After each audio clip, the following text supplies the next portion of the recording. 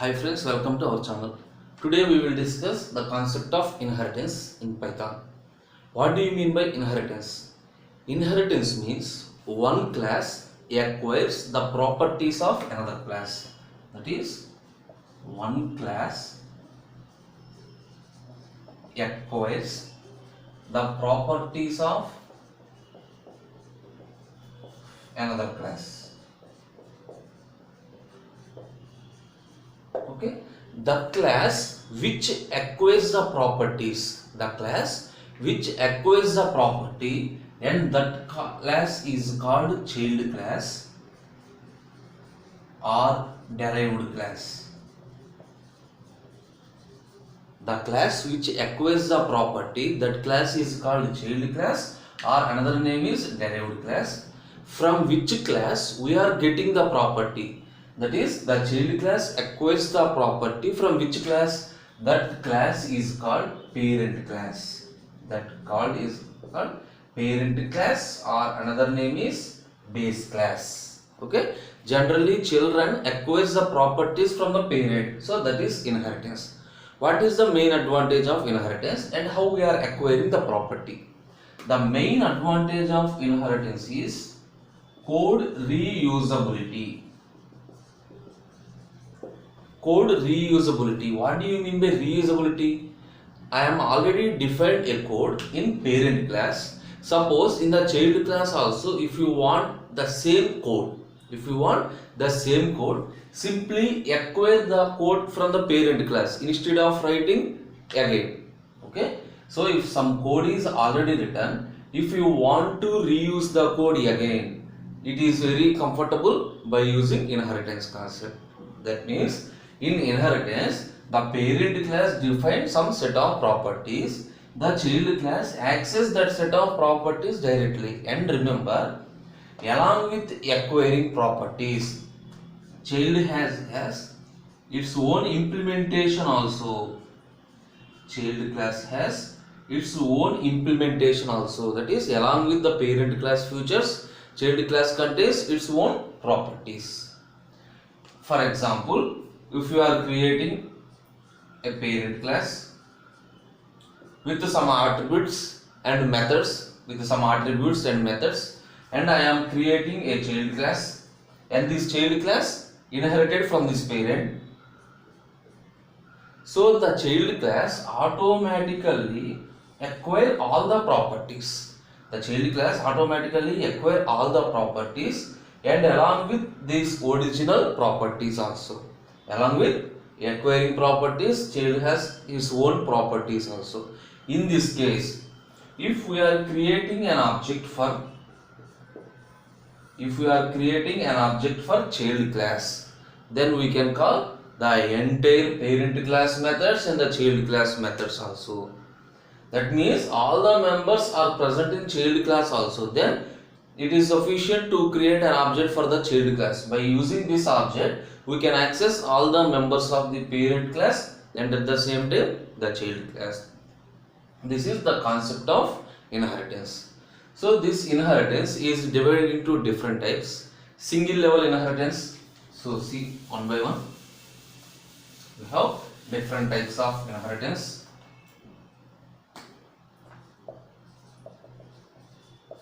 Single level inheritance, multi-level inheritance, multiple inheritance, hierarchical inheritance. So some different types of inheritance are single level inheritance, multi-level inheritance, multiple inheritance and hierarchical inheritance. Suppose first I will explain all the concepts. Single level inheritance means, okay, before going to this inheritance, how a child class extends the properties from the parent class. How? The syntax is class. Suppose the name of the class is a parent with some set of statements. This parent is a base class. Child class, the syntax is class. The derived class, the name of the derived class within parentheses, we have to mention the base class. So what is the name of the base class? Parent colon. This is the syntax for inheritance. Okay, the syntax for inheritance is the parent class is placed within parentheses of the child class. That is, parent class name is passed as argument to the derived class. For example, if you want to inherit from more than one parent class, suppose parent 1, parent 2, parent 3. If a child class wants to inherit from more than one parent class, then how we are writing? Write all the classes, all the parent classes within the parenthesis separated by comma. Suppose the parent 1, comma, parent 2, comma, parent 3, and so on. If you want to inherit any number of parents class, and all the parent class are separated with commas. Okay, this is the syntax for inheritance. Now we will move to single level inheritance. Single level inheritance means we have a base class, and derived class. So this is the only concept. So from the base class we are getting the properties. Single level, that is, inheritance is only in one level. From the base class we are getting the properties to the derived class. And this is the first one. Multi-level inheritance means, that is, inheritance in different levels. So first one is a base class. From this base class, this is one level. Multi-level means we have to follow any number of levels. So from this derived class, once again derived. For this derived class, this acts as a base class. Okay, this is the original base class. From this base class I am creating a derived class. So this is the base class and this is the base class. Sorry, this is the derived class. If we want to implement one more level, this is the derived class. Now this derived class becomes the base class for this derived class. This is the single level, second level. Suppose if you want to write one more, third level. For the third level, this is the base class. Okay, we can write any number of levels. That is the multi-level inheritance. Multiple inheritance means, suppose base class 1, base class 2. We have more than one parent class. We have more than one. Here parent or base both are same, child and derived both are same. That means we are getting the properties from more than one parent class. We are getting the properties from more than one base class. This is called multiple inheritance. Multiple means more than one parent class is available. And finally, hierarchical inheritance. Hierarchical inheritance means from one base class we have more than one derived class. Suppose derived class 1, derived class 2. Observe, almost completely different to these two. So in multiple we have more base classes and one derived class. In hierarchical inheritance we have one base class and multiple number of derived classes. This is the concept of inheritance N4. Now we will explain each and every inheritance with some example program. Okay. First we will move to single level inheritance.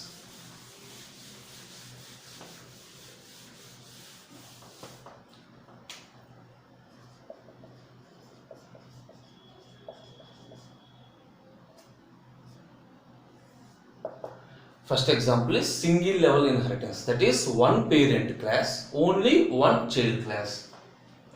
I am writing a class person. Person is the parent class. Suppose the class person contains some two methods, def of, for example, simple example, set name of self comma name. I am using a variable name self dot name is equal to name. I am using a method set name of with two parameters self comma name. Simply I am assigning the value. Suppose I have one more method def get name of self. Suppose in this I am print the answer, print the answer, print self dot name. Okay, a simple example means the person class contains two methods. The person class contains two methods, set name and get name. After completion of these inheritances, now in the next video I will move to one more topic, that is with init and super also. How super is used and init means the constructor is used. First to see the basic example, we have two methods, set name and get name. Now class, suppose name of the class is student of person. What is the meaning of this one? Person is the parent class, student is the child class, acquires the properties of parent class. Student is the child class, acquires the properties of parent class. So automatically the set name and get name are available in the student class also. Set name and get name are available in the student class also. And I already said that along with acquired property, the child class has own implementation also. For example, here also I am using the same def set age of. Suppose I am using one more method, self dot age is equal to age def get age of self print of self dot age. So a parent class contains two methods, the child class also contains two methods. Now I am creating an object for child class. Why? Because all the parent class methods are also available in the child class. Parent class methods are also available in the child class. So you need to create an object. How to create an object? Name of the object is equal to class name of. So class name, if you are not using any constructor, then by default it is a default constructor, that is without any argument. So s is equal to, for which class we are creating an object? Student. S is equal to student of, this is the creation of an object, s is equal to student of. Next, by using this object s, we can access the parent class methods and at the same time its own methods also. Why? Because we are inheritance. Inheritance means automatically these two appear at this position. So I am writing this one, s dot set name of, suppose Raju. That means I am passing Raju to the name and assign the name to this one. Next, s dot set age of, suppose 30. S dot set age of 30. Now I am calling this function and I am calling this function also. Now s dot call the function get name of, s dot get age of. Okay, close the program. Now save the program and then execute. Save the program and then execute. Okay, it prints the results as for get name of. Whenever we are calling get name of, go to this definition, it prints self dot name. So what is the output? Output is Rasu. Whenever you call this one s dot get age of, control goes to this one, it prints age 30 is printed on the screen. This is the output. This is a single level inheritance. Suppose if you are creating object for parent class, if we are creating an object for parent class, this is not acceptable. For example, p is equal to, I am creating an object, p is equal to person of. By using p, we can access only set name and get name. By using p dot set age of, it is completely violated. P dot age of, it is completely not possible. Okay, this is single level inheritance. Now move to multi-level inheritance. What do you mean by multi-level inheritance? We have one base class, from the base class to one derived class. From this derived class acts as a base class, from that we have one more derived class. So I will move to multi-level inheritance. Okay.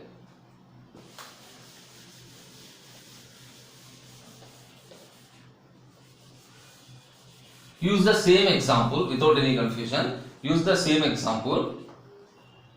Class person. So these two methods. Class student of person, single level. Suppose if you want to apply multi-level, this student is invoked by, that is inherited by some another class. Suppose I am writing one more class address. For example, name of the class is address of which class? From student class. Okay, you got the answer. First person is a base class. This base class is inherited. Now automatically student becomes the child class. So now student is passed as the parameter to the address class. Now address is the child class. For the address, student is the base class. But for for address, student is the parent class. For person, student is the derived class. So this is the multi-level, from this to this and this one to this one. In the similar way, suppose I am writing two more functions, the same functions. Diff set address of self comma self dot address is equal to, suppose add get address of self print self dot address. Okay, I am using the same methods. Now for which class we have to create an object? So always create the object at the last level. That means whenever we are implementing this one, these two methods are placed at this position. Now in the student we have four methods: set name, get name, set age, set age.